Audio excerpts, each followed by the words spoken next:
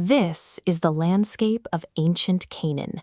The physical desolation of these arid, rolling desert hills mirrors the spiritual amnesia that would soon grip the kingdom's leadership. In the south, King Abijam of Judah took the throne and immediately chose to lean into the destructive practices his father had normalized. Up north in Israel, the situation was even more volatile. Kings Nadab and Baasha seized power through violent, calculated coups, turning their backs on God's established laws to secure their own authority. When you look at these three rulers side by side, a clear pattern emerges. Their failures were not accidents of human weakness, but a deliberate preference for the darkness over the established order. Based purely on the record of those kings, the narrative should have ended there. By all metrics of justice, the leadership of both kingdoms had earned complete eradication. Instead, the historical text gives us an anomaly. Look at this ancient clay oil lamp. The book of 1 Kings uses this exact imagery, noting that God deliberately kept a lamp burning in Jerusalem, maintaining a lineage of hope because of his prior covenant with King David. Grace, in this context, is entirely anchored in God's own immutable faithfulness. It persists regardless of human failure. But that sustained light was not a pass to continue in rebellion. It was a severe, demanding invitation for humanity to correct its course. That correction finally arrived with King Asa.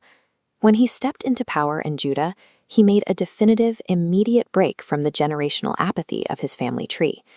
Asa bypassed empty decrees and went straight for the source, physically dismantling idols and stripping the land of its institutionalized corruptions. The reform reached into the royal household itself. Asa publicly stripped his grandmother of her royal title and power because she built an idol. This kind of action carries immense political and personal risk.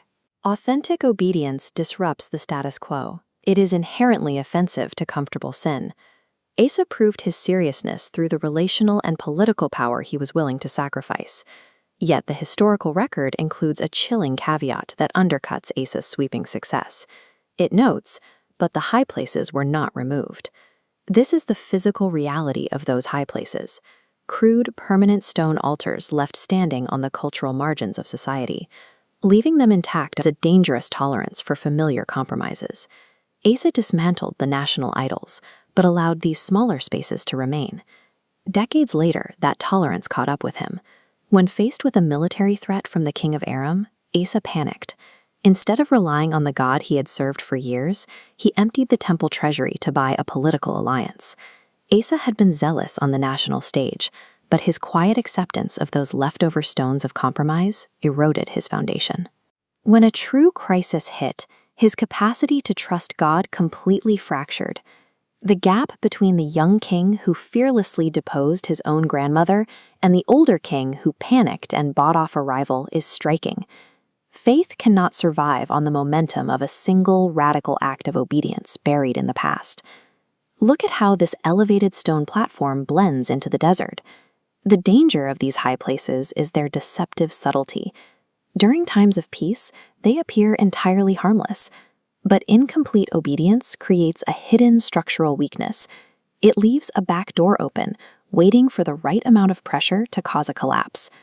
Today, those high places rarely look like stone altars. They appear as guarded self-interests, a quiet sense of pride, or an instinct for self-preservation when things get difficult.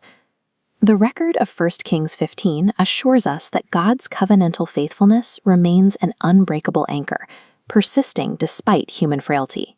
The question is how we respond to that light. Will we treat God's grace as a convenient safety net to excuse those lingering compromises?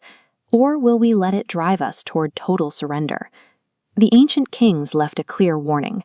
Our willingness to tear down every remaining high place determines whether that grace ultimately becomes our revival or the revelation of our ruin.